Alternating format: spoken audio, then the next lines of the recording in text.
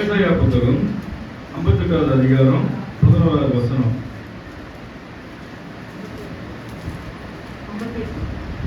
58:11. சத்தமிட்டு கூப்பிடு, சத்தமிட்டு கூப்பிடு,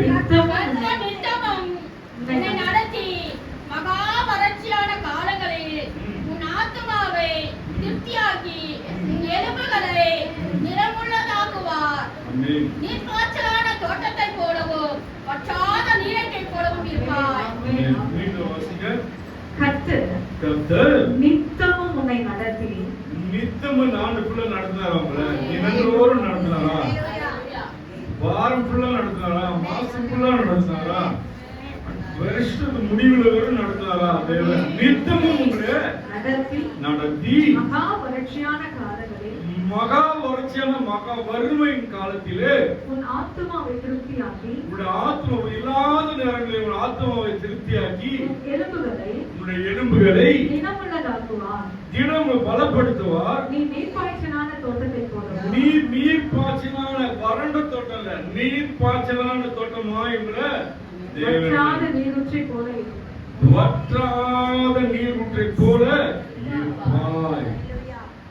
நித்தமும் உங்களை நடத்தின தேவன். ஹல்லேலூயா. அதே ஏசாயா புத்தகம் 42வது அதிகாரம் 16வது வசனம் வாசிங்க.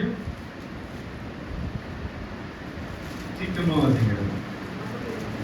42:16 ஏசாயா புத்தகம். ஒரு 7 காரியங்கள். அவர் அறியாத வழியிலே நடத்தி அவருக்கு தெரியாத பாதைகளிலே அவரை அழைத்துக் கொண்டு வந்து, நீங்க அறியாத பாதையில இருந்தீங்க, இருந்தமா இல்லையா? நீங்க அறியாத பாதையில இருந்தீங்க. நீங்கள் நானும் எப்படி இருந்தோம்? தேவனை குறித்து அறியாத பாதையில இருந்தோம். தேவன அன்பை குறித்து, ஒரு வல்லமை குறித்து நம்ம அறியாமல் இருந்தோம். ஆனா இன்னைக்கு அப்படி இல்லை. அவர் வல்லமைனா என்ன நம்மளுக்கு தெரியும், அவர் அதிகாரம்னா என்ன நம்மளுக்கு தெரியும். தெரியுமா இல்லையா? ஆமென். அல்லேலூயா. தெரிய வைத்து எப்படி நடத்துறாரு? அறியாத குருடனை போல வாசிக்குமா? குருடன் அவர் அறியாத வழியிலே நடத்தி, உங்களுக்கு தெரியாத பாதையில் அவரை அழைத்துக் கொண்டு வந்து, உங்களுக்கு முன்பாக இருள் நம்ம இருந்தோம். ஒரு காலத்துல எப்படி இருந்தோம்? இருளுக்குள் இருந்தோம். இருள் என்ன பண்ணாரு? வாசிங்க. வெளிச்சத்தில்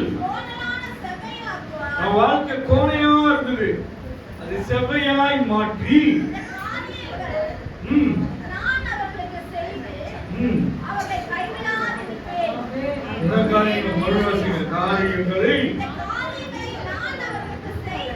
இந்த காரியங்கள் நான் அவருக்கு செய்து உங்களை என்ன சொல்றாரு? கைவிடாத இருப்பேன். கைவிடாத தேவன். குருடனை போல் தெய்வத்தை அறியாமல் நம்ம இருந்தோம். அல்லேலூயா. குருடனை போல் இருந்த நம்மளை, அல்லேலூயா, பிரைஸ் தி லார்ட், குருடனை போல் இருந்தோம். ஆனா எப்படி மாத்தினார்? உங்களுக்கு தேவனை இருளை வெளிச்சமாய் மாற்றினார், கோணலை செவ்வையாய் மாற்றினார். இருள் வெளிச்சம் வந்தா இருளுக்கு இடம் இருக்கா? இல்ல. எத்தனை ஸ்தோத்திரம். இருளுக்கு வெளிச்சம் என்று இயேசு கிறிஸ்து வாழ்க்கையில வரும்போது இருளுக்கு இடம் இல்லை. அல்லேலூயா. இப்ப 3வது காரியம் பார்க்க போறோம். சங்கீதம் புத்தகம் 25வது அதிகாரம் 5ஆம் வசனம். இருளிலிருந்து வெளிச்சத்துக்கு கொண்டு வந்தார். Man praise the Lord. உம்முடைய சத்தியத்தையே என்னை நடத்தி என்னை போதித்தருளும். அவருடைய சத்தியத்தில் நடத்துங்க. இப்படி ஒரு வார்த்தையில் நடத்துங்க. இந்த வேதத்தின் பிரகாரம் என்னை நடத்துங்கன்னு சொல்றாரு. நடத்தி நீர் சத்தியத்திலே என்னை நடத்தி என்னை போதித்தருளும். நீரே என் ரட்சிப்பின் தேவன். உம்மை நோக்கி நாள் முழுவதும் காத்திருக்கிறேன். தேவனை நோக்கி காத்திருக்கணும். நாள் முழுவதும் தேவனை நோக்கி காத்திருக்கணும். வேலை செஞ்சாலும் நடந்தாலும் போனாலும் நடந்துகிட்டே தேவனை குறித்து நன்றி சொல்லிட்டே இருக்கணும். கர்த்தருக்கு ஸ்தோத்திரம். 4வது வாசிங்க. 23 சங்கீதம் புத்தகம் 23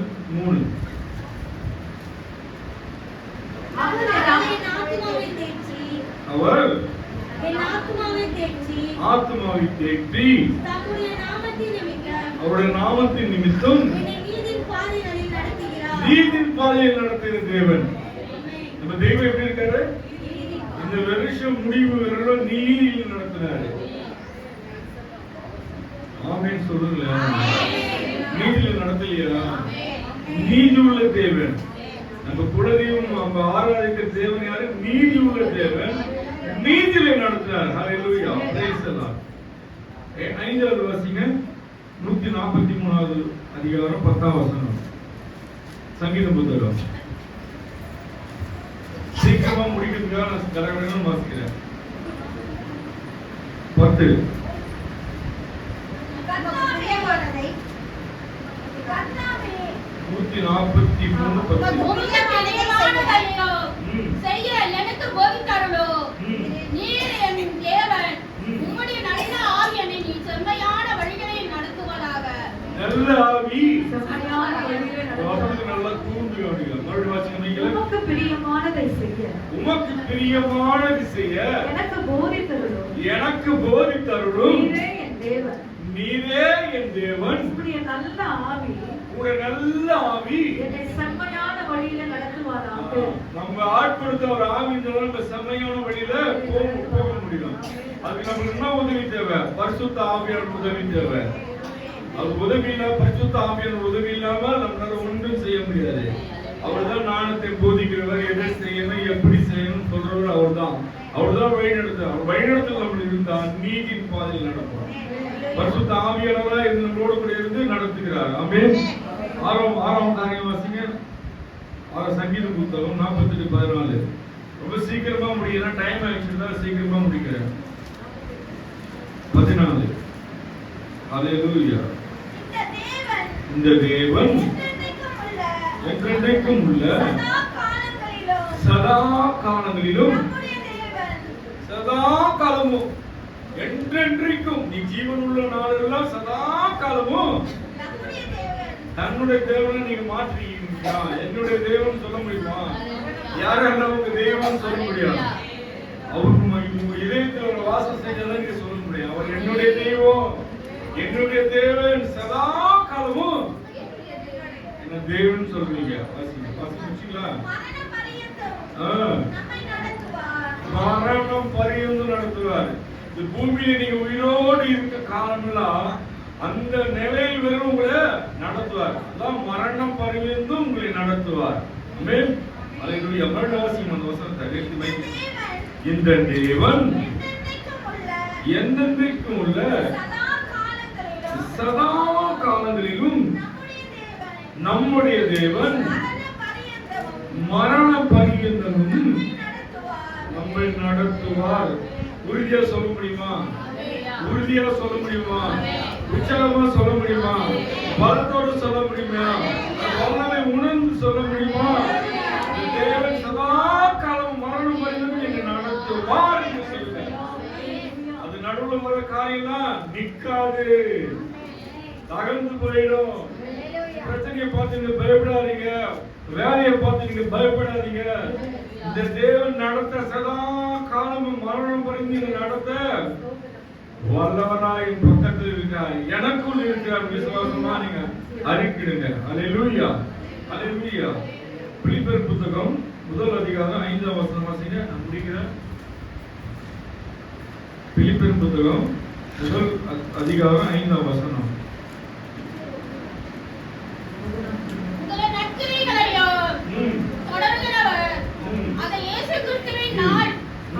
வாசிங்க.